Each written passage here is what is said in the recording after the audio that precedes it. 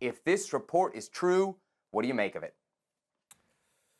Whoa, bombshell indeed. I mean, it's also not a surprise. You knew that Jesse Marsch would be in or around the orbit of Matt Crocker and the U.S. men's national team. Southampton, where Matt Crocker was, actually wanted Jesse Marsch to take over not too long ago, a few months ago. So it makes sense, if you will. Matt Crocker and Southampton also deployed the Red Bull way, this chaotic press, if you will, this style of play that's very in your face, that all the Red Bull teams pretty much deploy, that Jesse Marsch is a specialist in. So it makes some sense. Listen, when Jesse Marsch has been successful, New York, New Jersey Red Bulls, Salzburg, in Austria, he's deployed this system. It's a very chaotic way of playing, but it's very effective if you could do it the right way. It can yield certain results. The problem is if they play through you. The problem is if you have a team that can bypass that press, you're done. It's man-on-man at the back. It's an open avenue with lots of space for players who have that speed in the final third to really hurt you. And you've seen how some of Jesse's teams have been taking advantage. Here's another problem.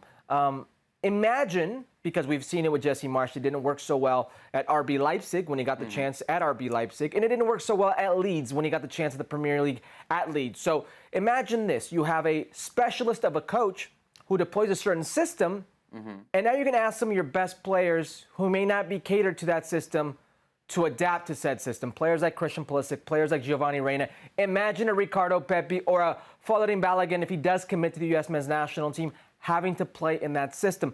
I don't know if the best players in your pool are suited for that system, if that makes sense. So my worry is, if it is Jesse Marsch, sure, Jesse Marsch has the resume if you want to make him the U.S. men's national team coach. He has the ties. He knows the player pool. He knows the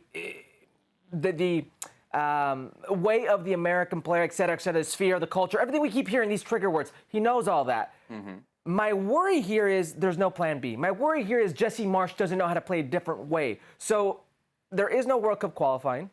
So you have somewhat some time to get your players catered. But at the highest of levels, is this a system for these players that can yield results on the world stage? That's where I have my doubts here. So if Jesse Marsch, the candidate, is what we're going to focus on here, I think we can point out red flags and green flags, right? You can make a case for him and against him.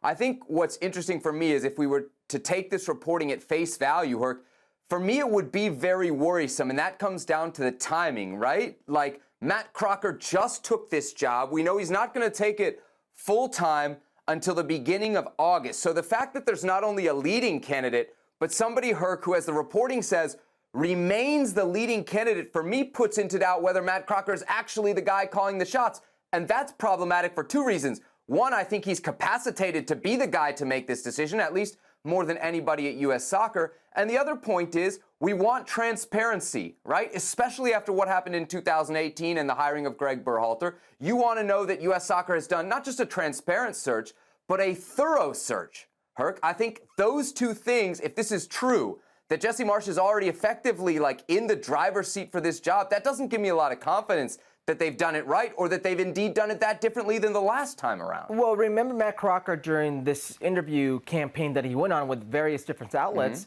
he mentioned that just because he doesn't start until August doesn't mean the search for the U.S. men's national team coach wouldn't start immediately. So the ball is rolling on that front. Remember, the sporting director and his job itself isn't just focused and catered through a U.S. men's national team lens.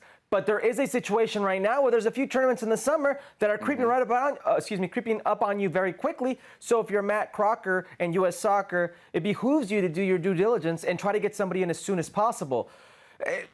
Does it? Don't you want to wait? Because when I see Jesse Marsch, if they've already seemingly, and I know the reporting here says no final decision has been made, but if truly Jesse Marsch is this far along, Herc, I mean, that's got to be like a real concern for you. When you ask yourself what the criteria was for the job, it's basically, are you American and are you available? Don't you want them to wait? If you're going to give, as this report suggests, Hudson the Nations League, shouldn't you wait till the summer to see who's truly available? Well, you also have to see if Jesse Marsch wants the job, right? Just because he's a candidate. He's turned down 2 Premier League jobs. You don't think he wants this job? Well, that's got nothing to do with the U.S. national team. Well, hold on. He told you in the future he'd like the team. What I'm saying is, and we've spoken about this at length, Jesse Marsch's next role could be the potential third strike in the eyes of many. So taking a potential job, whether it be Leicester City or Southampton, in the time frame it was in the last 2 months, to sinking ships, knowing that you're probably going to go down and there is no project to keep you at the helm for helping them come back up in the championship to the Premier League.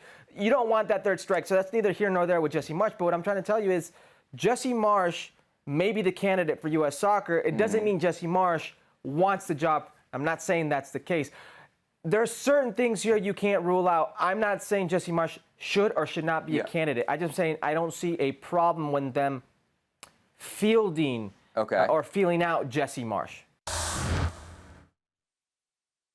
Well, thank you very much for watching ESPN on YouTube. For more sports highlights and analysis, be sure to download the ESPN app. And for live streaming, premium content, and let's not forget as well, ESPN FC 7 days a week. Subscribe to ESPN+.